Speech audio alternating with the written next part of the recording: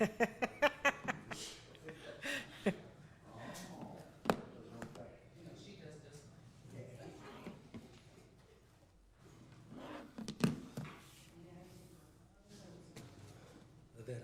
I'll have to find out. Cindy was telling me,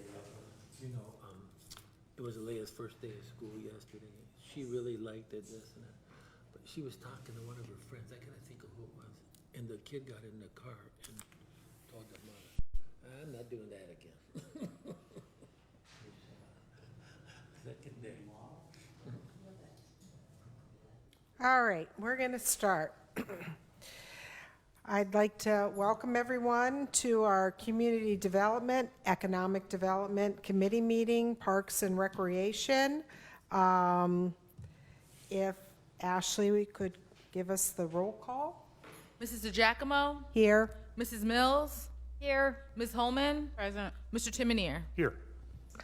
And I want to welcome and acknowledge our guest, Zach Sheeler, who is the Research Director of Policy Matters Ohio. And I'm just going to put the spotlight on you right now. Okay. Well, thank you very much. I work for Policy Matters Ohio, and we're a nonprofit, nonpartisan research institute. We have offices in Cleveland and Columbus, and I work in Cleveland. So I'm really happy to be able to come up here, and thank you for giving me this time. I'm no expert on Ashtabula, so I may say things that you say, well, so just take that into account. I'm not trying to act as if I'm the big expert on that. I'm trying to provide a little bit of perspective on tax abatement policy based on the research that we've done over the years looking at that. So I'll plunge right in. I think the key thing about abatements, at least as we see it, that one needs to do is to decide, are they really needed? And basically you're working, whoever it is, with scarce resources. And so that means that you need to put on your green eye shade and make sure to the best of your ability that the abatements that you grant are only as big as absolutely necessary. And so that effectively means you don't have a kind of one-size-fits-all. Somebody comes in and you just say, take whatever you want.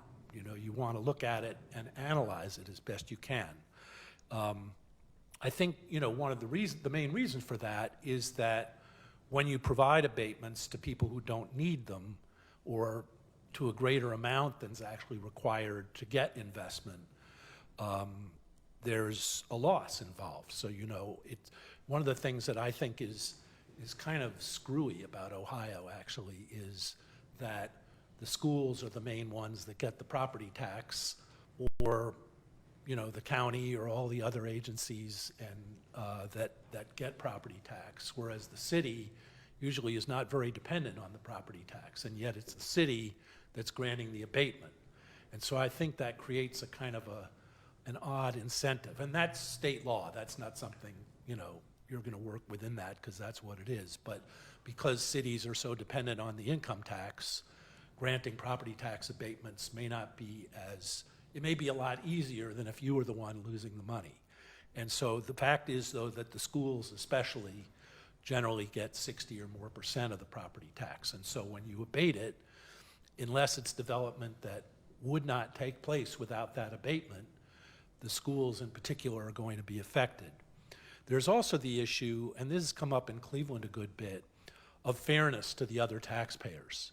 So when you grant an abatement, it means that you may have a taxpayer who's continuing to pay their taxes, who's living right next door across the street from someone who isn't.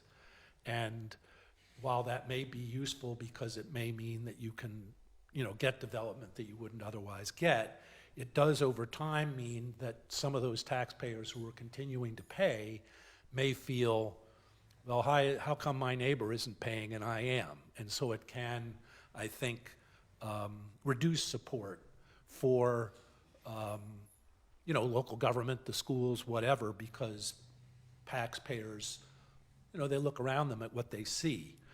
I think also that it's worth being reminded what the original purpose of tax abatement was. You know, these policies originated at the state level back in the 20th century. And they were aimed at promoting development in what were seen as blighted or distressed areas. And over time, we've seen that expand.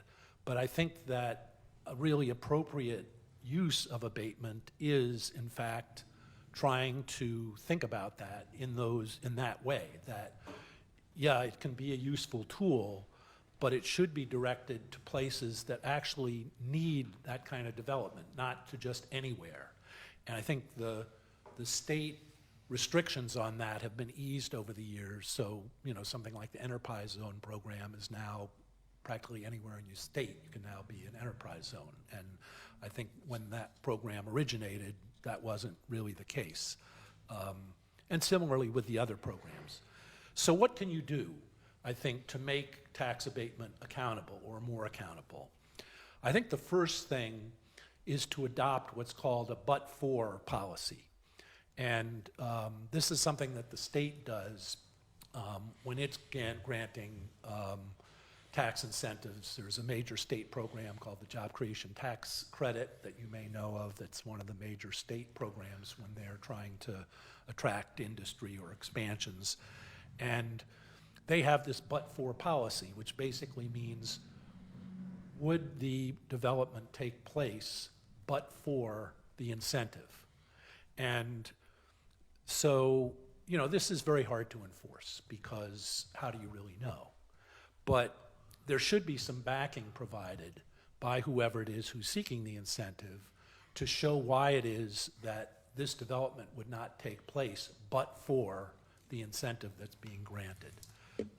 And so when you look at, for instance, the state, and when they grant tax incentives, they'll almost invariably say, and I realize this is on the commercial side and we're talking more about residential abatement here, but they'll say Ohio is in competition with Indiana and Texas for this facility.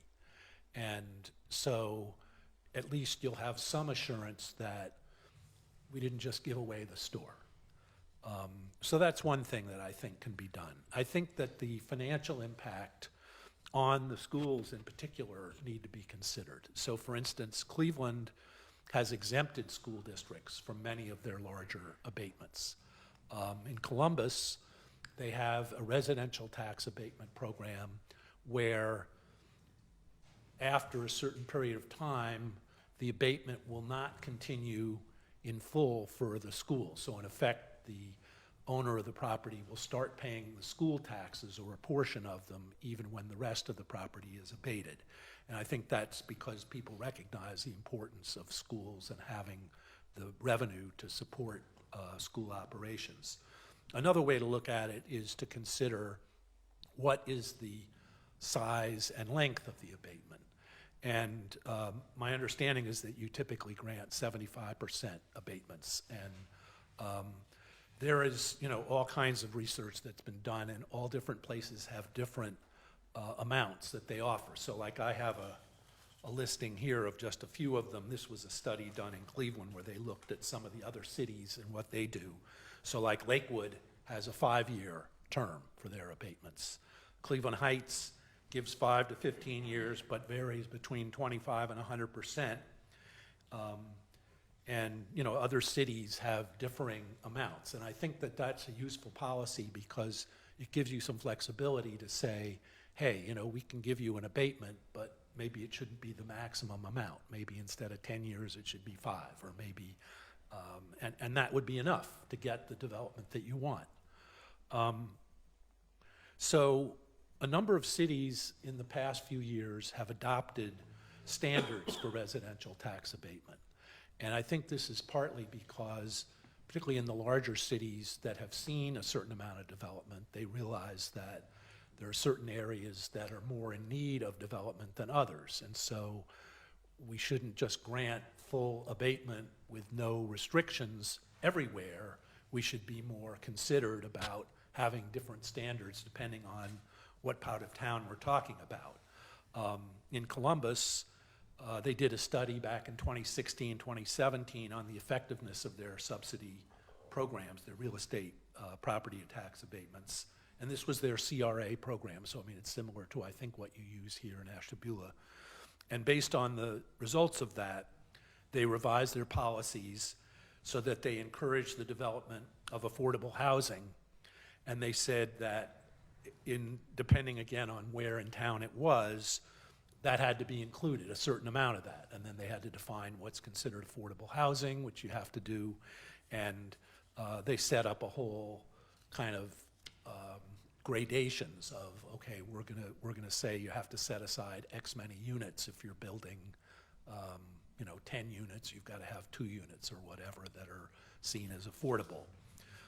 Cleveland did something similar more recently. In 2022, they adopted different amounts of abatement depending on the neighborhood. So it went from 85% in areas that were more developed to 100% in areas that wouldn't otherwise get development.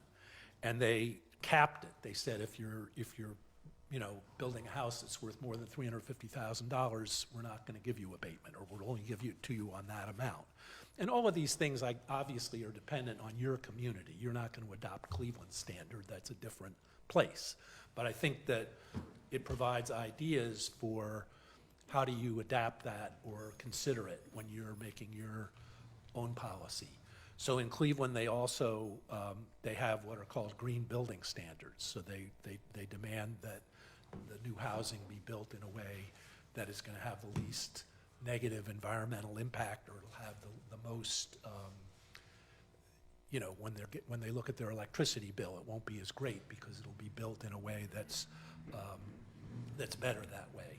They also have, for multifamily developments with more than 4 units, they have what they call community benefit agreements. And so two are supposed to put aside a certain amount of affordable housing. And then if the developer says, well, I just can't do that, instead what they do is they pay in $20,000 for each unit of affordable housing that they were supposed to do, and the city can use that. They build up a affordable housing fund, and the city can then use that for other kinds of affordable housing development that the city, you can figure out what you may want to use it for. That policy has only really gone into effect in the beginning of this year, so it's too early to say, is this working, or, what are because you immediately say, well, is it working? I mean, I think we need to get a little more practice of it before we can say what kind of impact it's having. One of the other things that Cleveland did was it reports, or will report, on the demographics of the people who are actually getting the abatement. And that way you can say, for instance, what's the race of the people who are getting the abatement? Is that in line with what the demographics are of the city, or are, in fact, abatements going entirely to white people, for example, or not? And that, too, only just went into effect, so I haven't seen what the impact of that is. The community benefit agreement that Cleveland has for these larger projects, when the city gives financial assistance of $250,000 or more, they demand these CBAs and the developers sign into them. And it includes everything from requirements to use minority and female business enterprises in helping to do construction, meeting employment goals so that you have local residents who are employed in doing the construction, or at least a certain share of them. It has apprenticeship and internship opportunities, again, so that when you're building in your community, your local residents are able to get employment and learning opportunities, and reports to the Office of Equal Opportunity so that you're seeing compliance with that. So again, these are the particular things that they do in Cleveland. You could adopt that or not, but it gives you some ideas of what kinds of things are done. I think that the larger message there is really that there should be some strings attached. You should make sure, whatever they are, that you don't just have an open-ended arrangement. And because you're providing resources, and when you provide those resources in exchange for that, there should be requirements for it, whatever you might set. And by the same token, if those requirements aren't met, there should be enforcement and there should be penalties. So the best example of that is, I realize not exactly the same thing as building residential, houses in Ashtabula, but when General Motors closed down its Lordstown facility, the state of Ohio had what they call clawback arrangements in their incentives for General Motors. And so General Motors had to pay tens of millions of dollars back because it had violated the terms of those incentives, and the community was not getting the jobs for the period that had been contracted for, and as a result, General Motors had to pay tens of millions of dollars back to Lordstown. I think some of it also went into educational opportunities at Youngstown State and other kinds of things. But I think the point is that you have some kinds of provisions to enforce whatever it is you're demanding in the way of recovery of financial assistance that you may have presented. So I think that pretty much concludes what I was going to talk about. As I say, I don't know what of all this is relevant here in Ashtabula, so you can hear it, and maybe there's something you can take from it that'll be of use. But I'm happy to answer any questions you might have if there are any. Would anybody like to ask questions? Can I start by a comment? First, thank you so much for taking time out of your day and for commuting all the way from Cleveland to be with us. We appreciate the investment and the concern for our cities.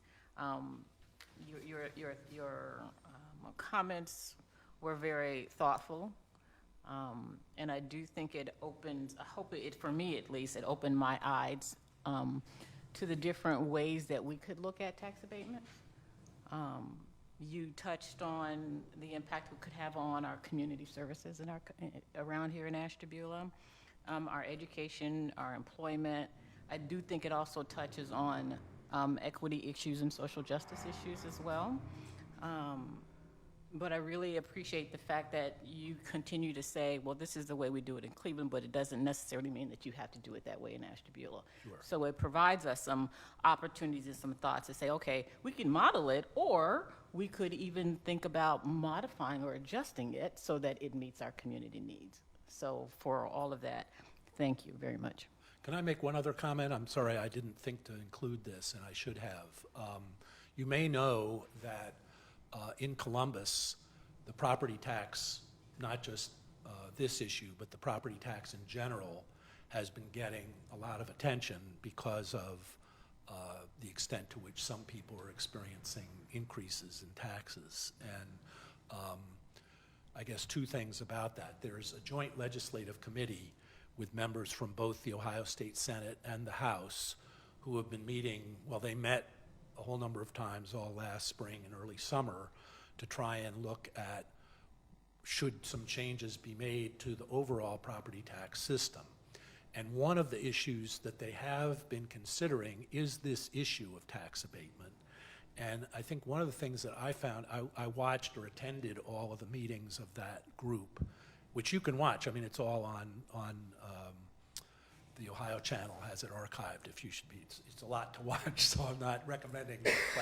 But what was one of the things that was most interesting to me about it was that there was some real bipartisan agreement that there needed to be some changes to the state's tax abatement policies, and that it wasn't by any means a partisan matter. And in fact, some of the greatest criticism came from some of the Republican members of the committee. Now, what they may do is another matter. I don't know. They're supposed to make their recommendations by the end of the calendar year, and my impression is that they're not going to come up with one big report that says, do these 8 things. But I think the point is that it is getting some attention also at the state level, which is where these policies are the guardrails or the basic policies that you work off of are set. And so you may want to watch that and see what they come up with, as you're looking at this issue. Thank you. I would just say to that, and I'm sure you're aware, I think it was 1990, 92 maybe, the Ohio Supreme Court declared the way Ohio funds its schools unconstitutional, property taxes. And in the 30-some years since then, they have done nothing. The state legislature has done nothing to address that concern. Well, I would amend that slightly in that there is a program called the Fair School Fundings Plan, which may not be sufficient. I mean, I'm not saying that's the answer, Right, but yeah. there was finally, after, as you say, 30 years, some movement to provide, to at least say, let's not just fund education with the money we happen to have available. Let's try and figure out what does it take to educate someone and, or, pupils that we have. What are the different elements that go into that? What are the additional elements for when we have economically disadvantaged students or pupil transportation? Because there are a lot of factors. But, so they have been implementing that formula, and they've implemented 2/3 of it. And so the next biennial budget, which will be basically determined next spring into next June, they'll decide whether to fully fund that. And as I say, I'm not saying that's a complete answer, but at least it's a partial response to that.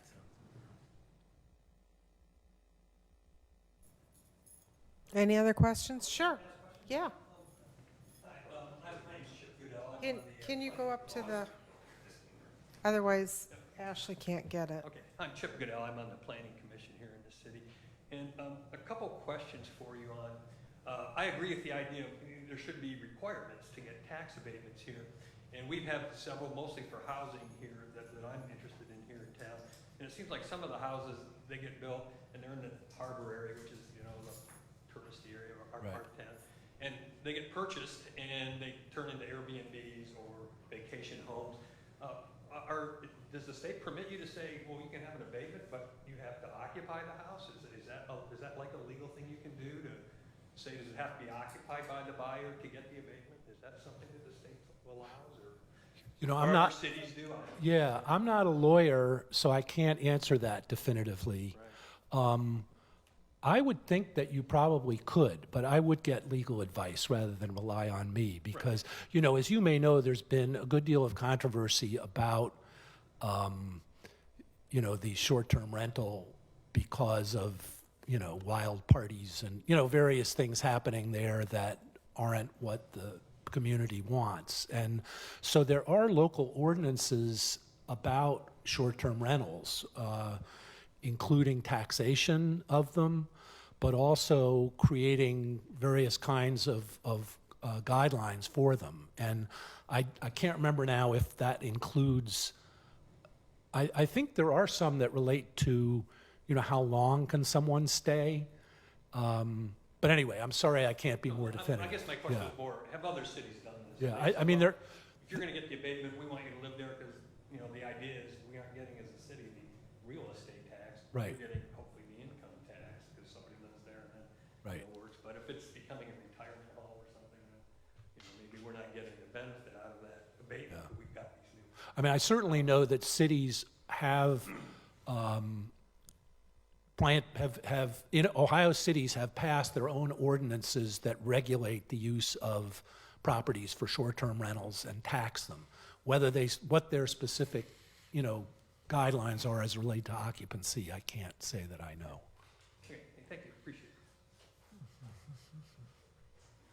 Is there anyone else in the audience or on council that has any questions? I do. You probably don't know, I'm an educator, so I'm always seeking, to educate myself, to learn. And I think it's important that we as a council are always wanting to get more educated and more information. so that we can fulfill our roles. I oftentimes think, and this is where I want you to correct me if I'm wrong, is that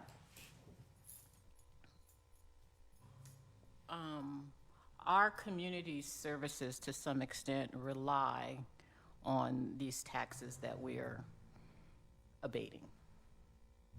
So I wonder about our police service, because community members say that we don't have enough police officers, right? I know our city schools are in a deficit because our schools have laid off not just teachers, but I mean essential roles. So I can't help but wonder if these abatements are eating into the funds and resources that we would otherwise have, right, to help fund some of these other entities. I mean, is that correct or incorrect? Well, I think the answer is quite possibly, but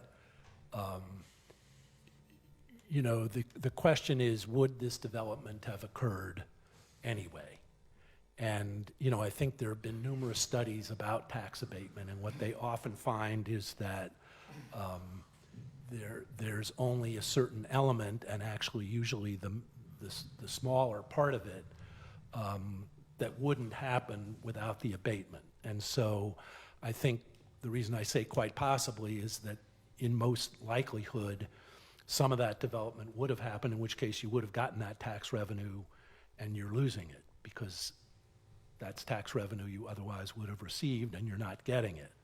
If, in fact, the abatement was critical and the only that allowed that development to take place, then it can be argued that, well, you wouldn't have gotten more tax revenue anyway. So it's kind of a slippery topic because how do you ever know? And I think that demanding that the developers provide financials so that you can see, okay, they wouldn't make a profit without this, or, you know, you can have a better understanding of, is this in fact critical to that development? And I mean, do you want the development at all is another question separate from the tax revenue of, you know, you may not want any development that happens wherever it may be. So that's another issue. But so I think a good deal of the tax abatement is, you know, is causing an actual loss of revenue, but it would be hard to say, you know, what's the proportion of it.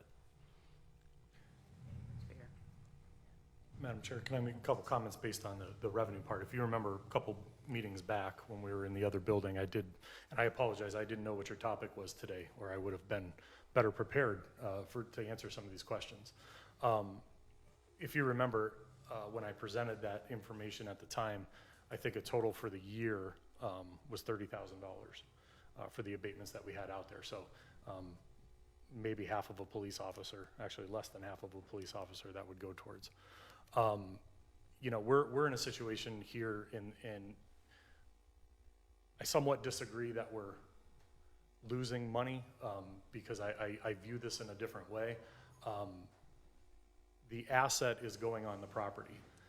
That asset will eventually be taxed with the property tax. So it's kind of like putting your money in escrow, I guess you'd say, for the time when the tax abatement then runs out and it becomes a taxed property.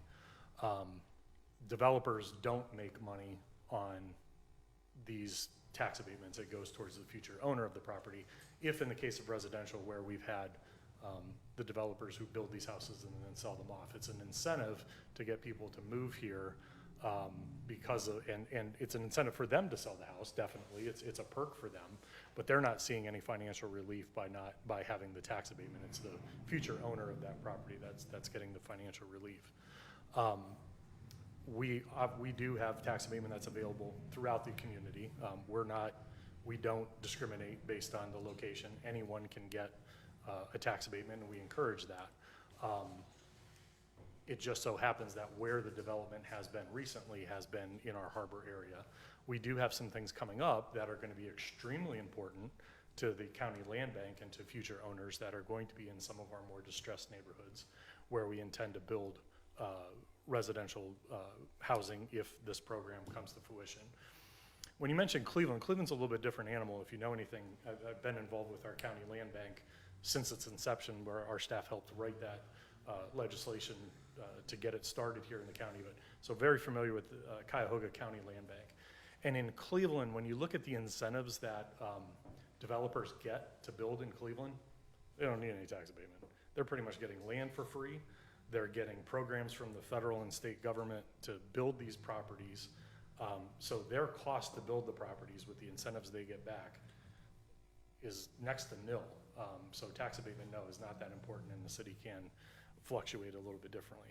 And as I've said many times, I am very, very cognizant of the dollars that would be going to the school.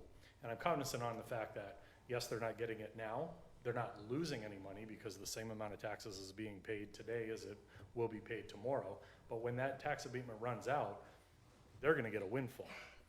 The other thing that I want everyone to keep in mind is, it seems like we're processing a ton of tax abatements. We really aren't. The problem with our community is, we haven't had development in this community going back to when Ashbrook was built, when the few houses in Moretti were built. So after 2000, yes, all of a sudden after 2020, yeah, all of a sudden we had people interested. We've turned around this community. People are now looking to move here. And I can fill this room, if you would like, with people who have said, if it wasn't for that tax abatement, no, I wouldn't have built that home, no matter what that cost may be, because they could build in any one of our neighboring townships and not pay the 1.8% income tax. But they chose to do it here, and a lot of that based on the tax abatement. On the commercial side, I do try to tend to stay on the 50%. 90% of the time, we don't even mention tax abatement unless it's brought up. There's been a few developments here that don't have any tax abatement on them on the commercial end, and we do try to stick on the 50% side. If that's something that we need to do, if we're gonna lose it, or with competition from other neighboring communities, you know, we will try to negotiate a different rate to make sure that we get that project. And I've always said, when every other community stops doing tax abatement, I'll be glad to stop doing tax abatement. But at this point, we have a housing crisis. We need housing. We need housing at every level, whether it be hundreds of thousands of dollar houses or in that $100,000 to $150,000 level. And any incentive to bring anyone into our community right now, I don't want to stop the development that we have going on. We have some very, very good things. And yes, it looks like a lot right now, but it's because we're not building so many houses a year. We haven't been building anything for a long time. And now all of a sudden we have development. And so, yeah, it's going to look a little bit big right now, but in the end game, for the city itself, as of the 2023 report, it was around $30,000. So we talked about those condos on Bridge Street, it was $700 a unit that the city was losing a year. So, or I'm sure, again, people look at it as losing. When that comes about and the value is actually started to be assessed and taxes being paid, you know, we get all that revenue. On the issue of Airbnb, the city does have a bed tax, so we get 3%. Is it 3% or 2.5%? I can't remember what we passed. 3%? No, yes, you're right. So we get the 3% bed tax on those folks for the Airbnbs. So, and they're also, our Airbnbs are listed as rentals, so they have to go through our rental program in order to be monitored as an Airbnb. So understand all the arguments around it. I'm still a proponent of the tax abatement. It's worked well for us. And I understand all the different levels. I don't agree with doing a certain percentage for one area and not the other area. In our little community, I don't think that's gonna incentivize anybody to build in one spot or the other. We've seen that because it's open to everybody at any time, and we've shown land everywhere. And it doesn't, to me, it doesn't incentivize anyone to pick an area over another based on the tax abatement. So just my 2 cents. Like I said, I think it's been working well. I'm excited about the development that we've had, and I wouldn't want to see it stop before that. Can I say one thing? Yes, you can. You know, as I say, I'm not familiar with Ashtabula, so you can tell me and I'll believe what. But you talked about Cleveland, and Cleveland I do know about. And I attended the meetings in Cleveland, the city council meetings where they were discussing the tax abatement program. and there were numerous developers there, and they didn't say what you just said.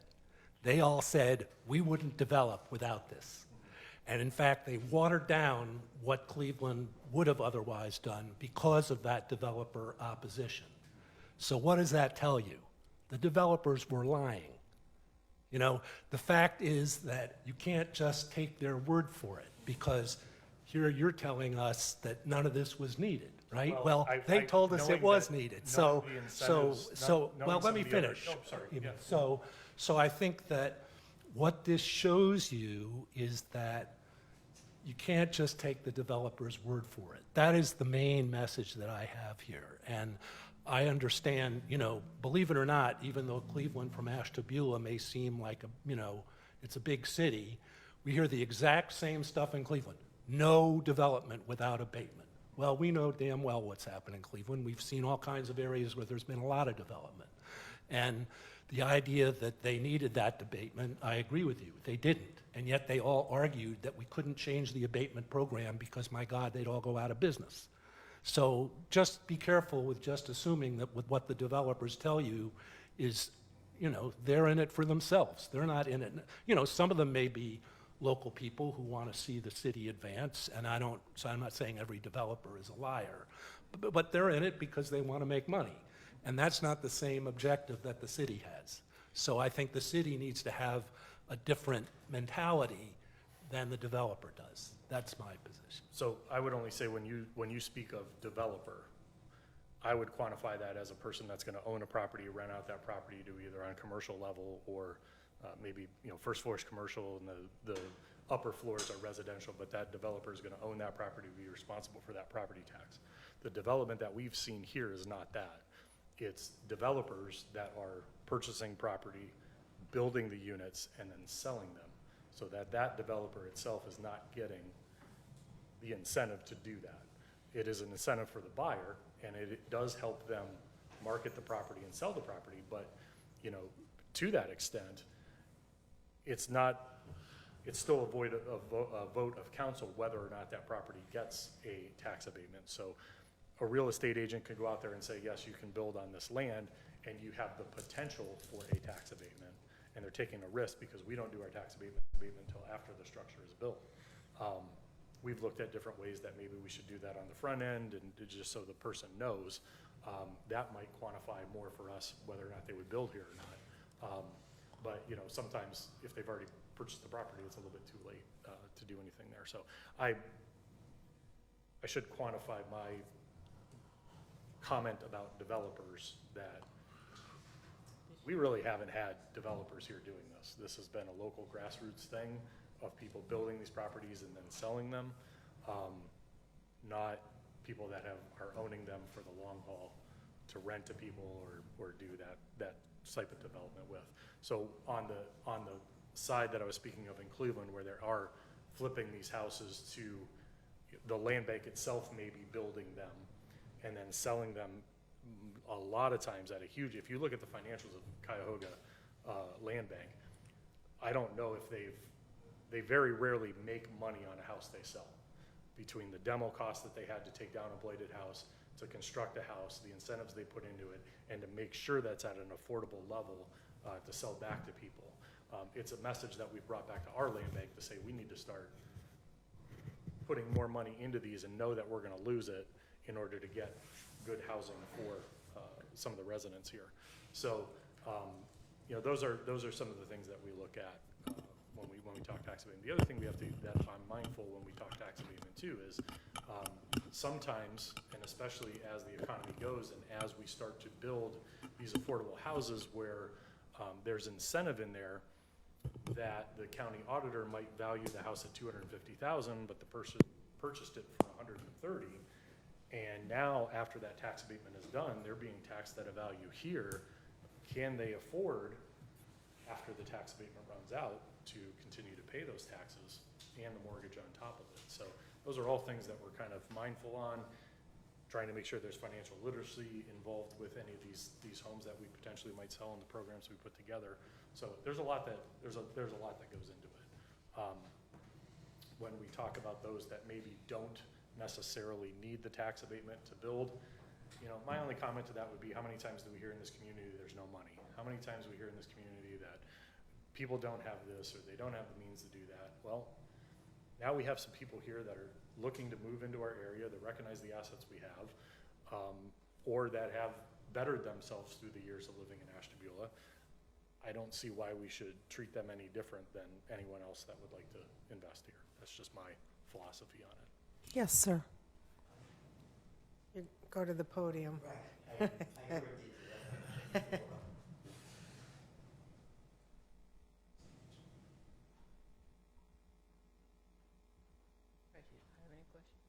Hi, my name is Michael Charney, and I have a story and a question.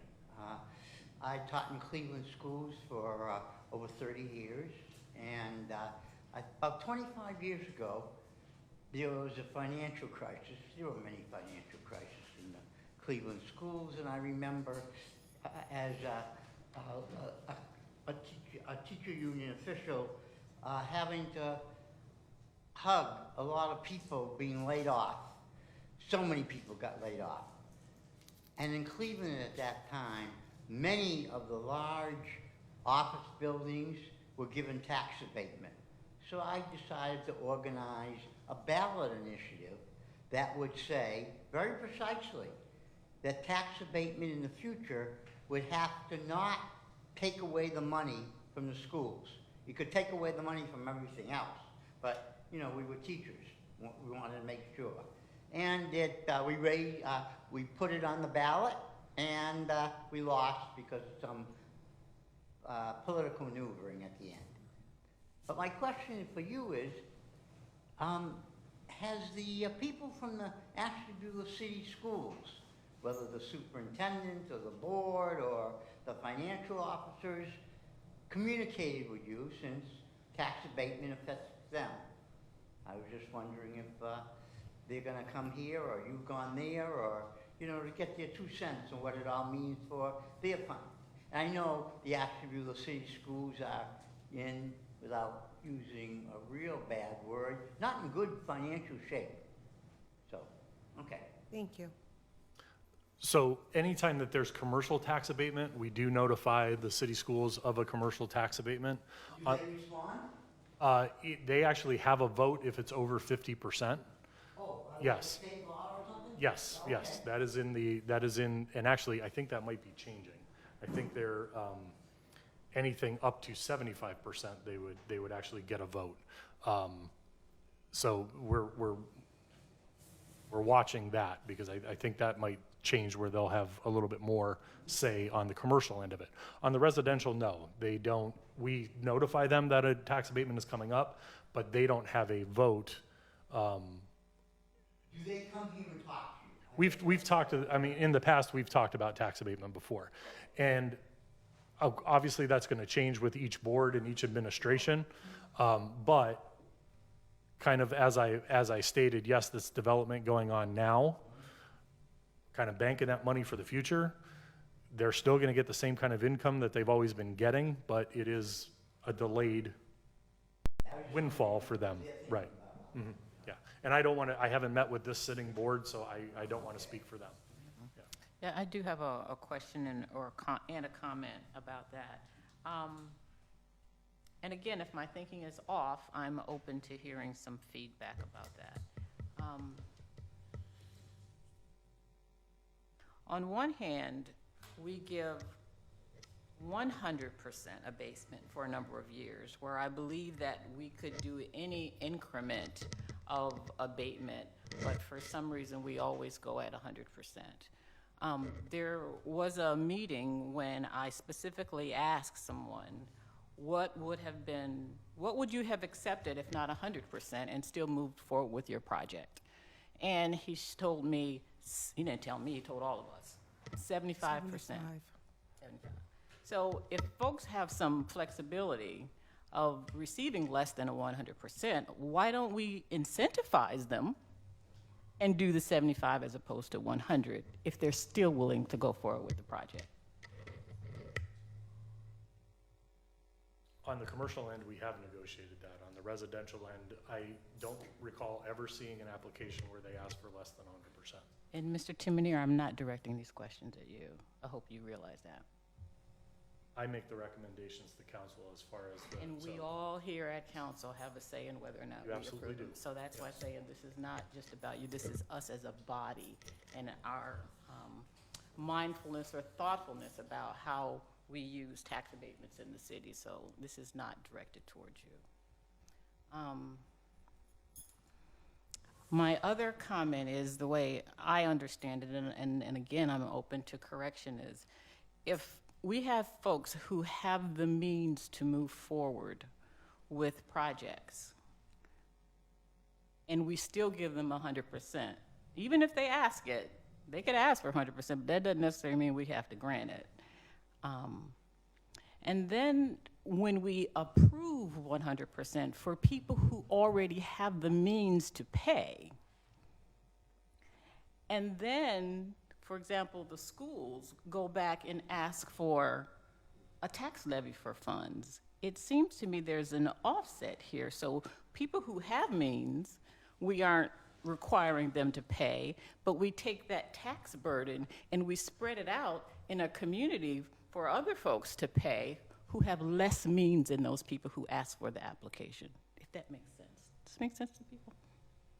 I understand what you're saying. So that baffles me. I get confused around why we continue to do that. And again, you as an expert, if my thinking is off, I'm open. But why do we give breaks to people who already have means and then spread that burden to people who have less means? So I know you and I have talked about tax abatements, and when I look at it, of course, I was a business owner, so I look at it from a business model. If we are trying to attract people here, I guess it's fear. Like if we were to offer less money, are we still going to have the amount of people moving here? I don't know that answer, and it's scary to me to not do that. At 100% when they said that they would move forward with less than 100%? Where's the fear in that? When they're still committed, to doing the project, and they will move forward. He did say 75%. Madam But Chair, that- you're also basing that off of one conversation. Right. Can I make a comment too? Sometimes it's kind of hard to distinguish if to judge somebody's budget or their bank account. Some of these projects, the cost of construction, the cost per square foot to build a new house, as opposed to what it used to be. So maybe before the pandemic, I don't know, to build a, so, I don't know, I think we had that. Well, and when you, even that, I can point to you many, many people in this community who certainly have the means and own property in this community and do not take care of it at all. So it's kind of hard, like if somebody has, I mean, you don't have a golden spoon, you're just working hard, and you've saved and saved and saved and saved your money, and you're thinking, maybe this is I'm going to try to redevelop in an area, there's a plot of land or whatever, and I'm going to be the trendsetter to start building some nice houses. So you're going to spend $600,000, and you're thinking, think of when you get your property taxes. So think of what your taxes are now, and then think that maybe they're going to be $6,000, $7,000 a year. So, and you're going to spend your retirement money, your $600,000. So it's hard to say for someone to disclose everything. As you're getting older, you could have a medical problem that, whatever, catastrophic, you have to dip into that, or something else happens. So it's hard to say, really to say, do you need it or not, or to judge that? I don't know if that makes sense. I know per square footage, I think it used to be, I don't know, correct me if I'm wrong here on this one, maybe $140, $150 a square foot. Now we're at like We're well over 200. 260 or something like that from different builders. So the cost even to do a new build. So when you go by some of these houses and you see these, what might used to be 100,000 is like maybe 350,000. That's a lot for somebody to say, you know, and then the tax part. So maybe you had a plot of land and, you know, it was just empty there. So you're not getting anything off of it, but eventually you're going to get Right. a lot. And that's the other thing, and again, when I presented this report, it showed you how many properties were on there, both residential and commercial. Although it seems like this has come up a lot, again, it's because we have not had development in this community for years. And I share your fear of, because I've had people, I actually just had a gentleman approach me at the gym not too long ago that wants to build a house over on East 15th Street and said, hey, I've heard council's been talking about tax abatement. I'm not doing this if that's not available to me. I said, well, I don't think tax abatement's ever going to go away. Percentages might change if that's what council feels, but we're going to do, as far as my office goes, what we need to do to get development to continue here. We need people to move into the community. And again, keep in mind, every property that touches the city of Ashtabula borders does not have income tax. So already you're moving in here, you're at a 1.8% disadvantage versus the other communities around us. Can I say something about that? Yes. You know, the most successful city in the state of Ohio as a large city is Columbus.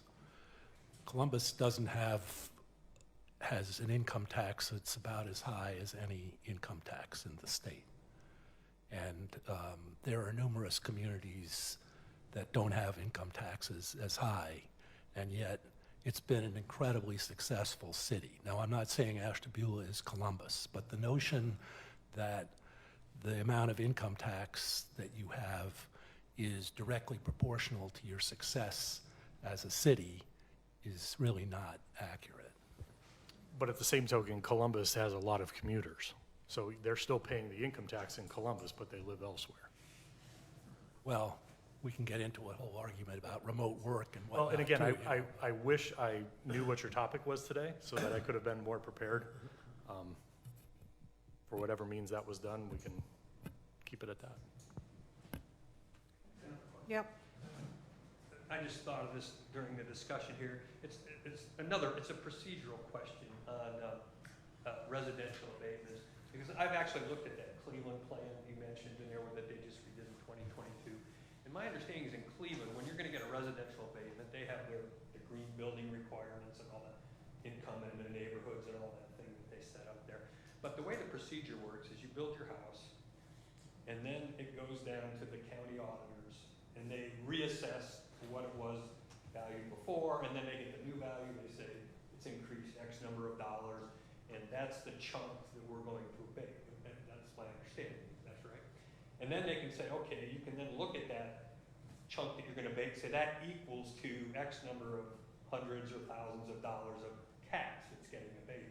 Is that correct? And then at the end of the day, then Cleveland takes all that information. They say, we know the exact dollar amount now that we're abating based upon the property value rise. And at the end of the day, they look at all that stuff. Did they meet the green building? Did they do everything like you said? Have a cross-check to make sure that whatever the agreement was, that they followed it. And so at the end of the day, they know exactly how much money they're losing, or schools are losing, and the cities. Is that not correct? Is that how it I think works? that's accurate. That's accurate? Because we don't quite follow that here in Ashtabula. We do the abatement before it goes down to the county, and so there's no dollar amount. When the council abates things, they say, oh, for example, the house on Walnut, it sounded terrible because you said, oh, we're abating up to $500 and some thousand. Well, that's not the amount of money that was abated, and the tax part of that is a lot lower. But when you're you're a citizen, you hear that, you go, holy cow, they're getting all this money, but they're not. So I'm just thinking, something I think in Ashtabula we can do is look at our procedure of when we approve an abatement. It should come after all that's done at the end of the day, when you can say, we know exactly how much this house or this whatever it is, that it's a dollar amount. It's very clear, and you're not passing some nebulous thing that sounds like $500,000 that somebody's getting abated, because that wasn't the case for that one house on Walnut. So I just wanted to make sure I understood how it works, and it's just a suggestion for maybe going forward to abate some of the concerns that people have. Say, oh my goodness, these people are getting all this money, when you presented, well, to the city, it's only, $30,000 over a year. Now, I don't know what the schools are losing on that. That'd be another question, what that dollar amount is. But, so I just wanted to make sure I understood how things, what I read in Cleveland works, and maybe a suggestion that we can modify the way we at least approve them on the city council. Thank you. So my only issue with that would be, it could be up to 6 to 8 months before the auditor puts a value on that home after it's built. Right. So- Paying your income taxes once every semi-year. Well, it's also a year in the rear. Right. So, They're gonna get it.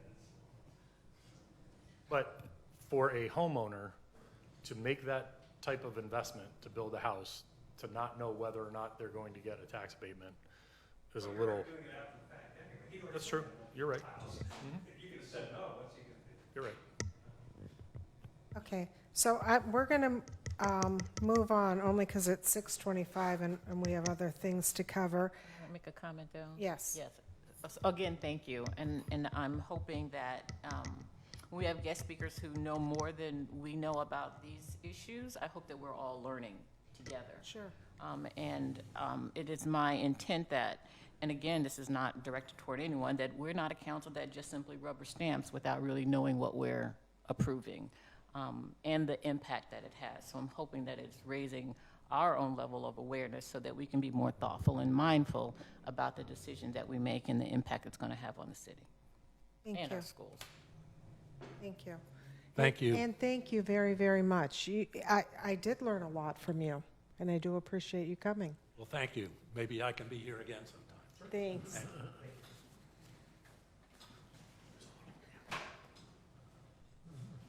All right, city manager report. I really don't have too much to report. Obviously, we're still moving along on a lot of construction in the area. Hopefully, a lot of that will start coming to a close here. Unless you guys have questions for me on. Do you just want to mention about Walnut Beach, the playground? Oh, yeah, the project's still on schedule. I did send some renderings around to council today of what the final project is going to look like. We've had some contractors willing to donate, doing groundwork, excavating and different things like that. So that's a huge cost savings to the project. We'll be responsible for the walkway that goes around there, and then the grant is going to fund the surface and the playground equipment that's there. So really excited about that project, getting that off. If you've been by Smith Field today, the asphalt went down for the 2 courts. So now the procedure there is, after the asphalt is finished, I'm not sure if they have to put another lift on there or not.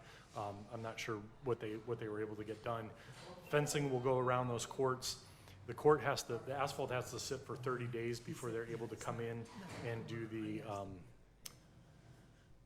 green paint that line, does all the courts and does all the landing. That asphalt has to cure for a minimum of 30 days before they do all that. The walkways have all been paved, so we're moving well on that project right now as well. Is there any unfinished business? I just want to ask you, and I brought it up Monday night, the Carlisle building, because the windows are open, the Yeah. weeds are growing. It'd be my hope that JCI would either secure it or Yeah, so we're, because who Yeah. knows how long it's going to be before they do something. we are in contact with them about getting it cleaned up, at least the weeds and everything like that. Yeah. Again, the fencing and all that came down. It doesn't mean work is stopped. It just means that the remediation and clean out is done at this time. Yeah. They had a deadline for the funds that they received to do all that. All that project is done. Like many other people on Main Avenue. They're waiting to hear about the Appalachian Grant and what those funds are going towards. I've received a few emails from down at Eastgate. They are starting to do meetings now with the local communities. Ours is going to be after Labor Day. We'll have an initial meeting with them to discuss our capacity to administer what parts of the grant that we're going to do, what parts of the grant they're going to do. They're looking at possibly sole source engineering in the state, which means that somebody would be designated to us to do all the plans and all the stuff that needs for bidding. I'm not sure I'm too thrilled about that, but we'll get through those weeds. They haven't made any final decisions on that yet. So what that means is the Appalachian Grant criteria, even though stuff has been awarded, is changing. So those are the things that we're going to have to keep up on. Good news is we have till December of 2026 to do everything. My goal is to have at least the city's portion done by 2025. I'd like to get sidewalks done, if that's still what's in the grant, and streetscape done sometime next year. But next year is going to be a madhouse. It's going to be another construction season, which is good. Has anybody leased the apartments above the Center Street rehab at JCI? On the Castle Block. I believe they have. I don't know how many are occupied, but I believe they have leased those. I don't know if they're full, but I do know some of them are leased. Yeah.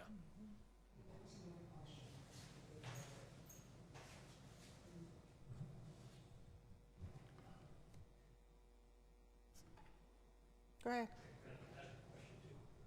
Go ahead. So I was talking with Mary the other day from City Planning, and she explained to me how this grant works, as I was kind of not familiar with the Eastland how this Appalachian Grant was going to work. But what concerns me right now, and this is speaking as a member of the Historic Preservation Committee, we have a historic preservation district in downtown Ashtabula now, but yet we have no parameters for the Historic Preservation Committee to use to evaluate storefronts that are going to change, whatever work is going to happen down there. So my understanding is that the Appalachian thing has to be done within 2 years, but done by the end of 26.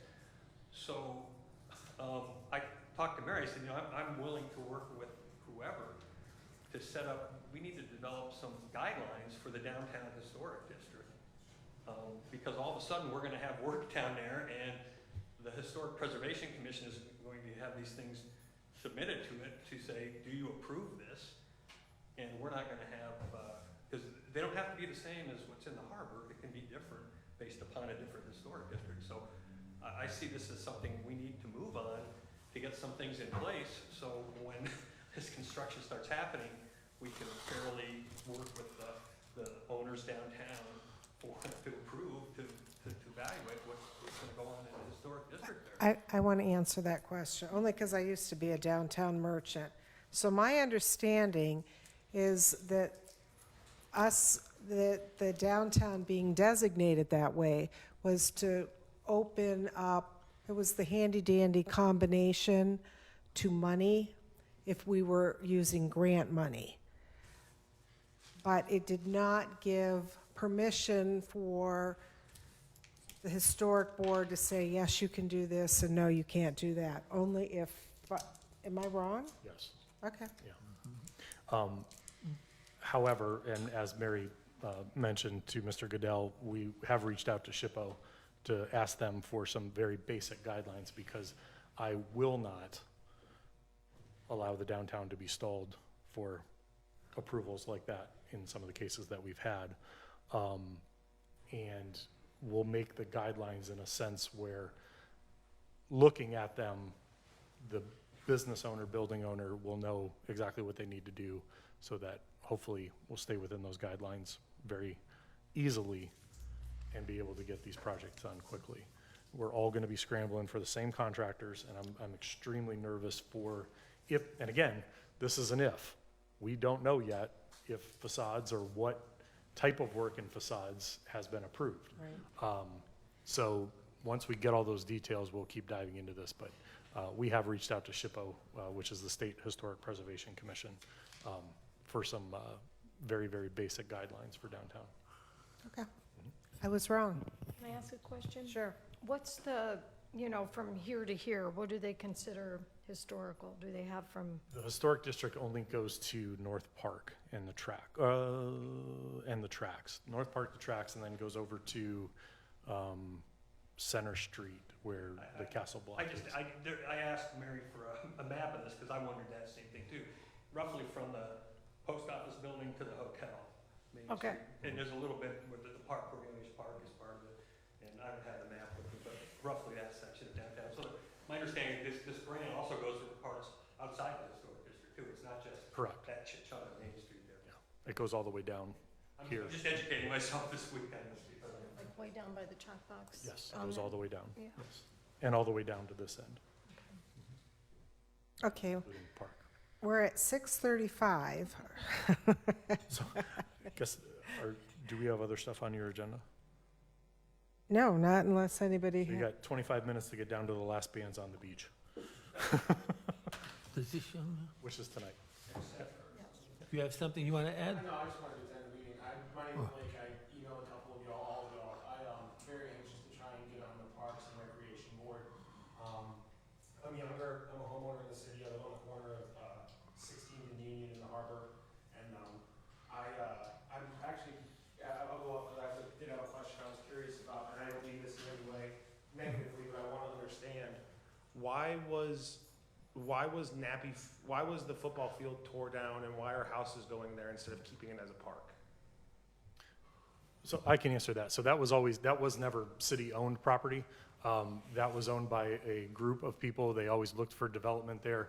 Eventually, they donated the property to the land bank, and then the land bank did really opened it up to anyone. We took, I say we because I serve on the land bank board for the county, but we took a developer, we did a RFP, request for proposals, put it out there, and then a developer was chosen to build the homes on that property. Okay. So, I didn't know if it was city-owned, and then I feel like, because like when I go visit my family that lives in Willoughby, and there's quite a bit of those like corner parks where it's just like the park on the end of like a normal like suburban block. And I think parks are like an undervalued part of our community, and I think they need to be utilized more. I actually have some really interesting ideas to try and do just that. But I was just curious, because if it was something the city owned and just kind of gave away in the name of short-term funds, I would feel like that would almost be like an abdication of duty, but that's just my opinion. nope. So, but anyway, I That wasn't the appreciate you case. answering the call or the question, and whatever I can do to try and get on the Parks Board, whatever you guys need from me. Jody, you know me, you've known me for years. I've worked with one of my clients for several years. I take care of developmentally disabled people. That's my day job. And I manage a couple houses of people that live that way. And I just really care about people, and I care about our community. I want to see it do good things and big things. I think that the young people really, the people that I talk to that are in the community are really hungry to see some type of change happen. It doesn't have to necessarily be drastic, but we want it to be positive. And yeah, so thank you for your time. Get involved. John, because I had emailed you this question earlier about applicants and the Parks Board. Do you want to address that? I would think you said you had several. I would think you discuss it with the committee or the Parks Committee. You look them over, and then you'd bring a recommendation back to the council from the Parks Committee or from this committee. I think there's just one, I think there is one open vacancy right now. There's one opening. Okay. It was a council, It's council's, yeah, mine are council's full. decision. Yeah, yours are full, so. And maybe, can I ask, maybe Ashley can update which applications we still have out there? Because sometimes they'll come in random, and then they're just kind of sitting there, and then there's an opening, and then there's a, I don't even know what's out there. So, I mean, I'm willing to make a motion that, for Blake. You had me at hello. I started a club in the city. It's called the Beulah Movie Club. Twice a month I rent out the space on Main, and we show movies. We vote on what movies we want to see. It's just a way to try and engage the community. There's not enough stuff for young people like me to do, and I just love this city, and I think that there's opportunity if you go looking for it. So I did see that. I would second that. I saw that. Thank you. And that's the unfortunate thing, is that hopefully we'll get to a place where you don't have to look so hard for it. That it'll be present and evident for our younger generation to get more involved. So thank you for that. All in favor? Aye. Aye. I have a question. Oh, go ahead. Yeah, so what's the update on the Walnut Beach equipment? You talking about the inclusion park?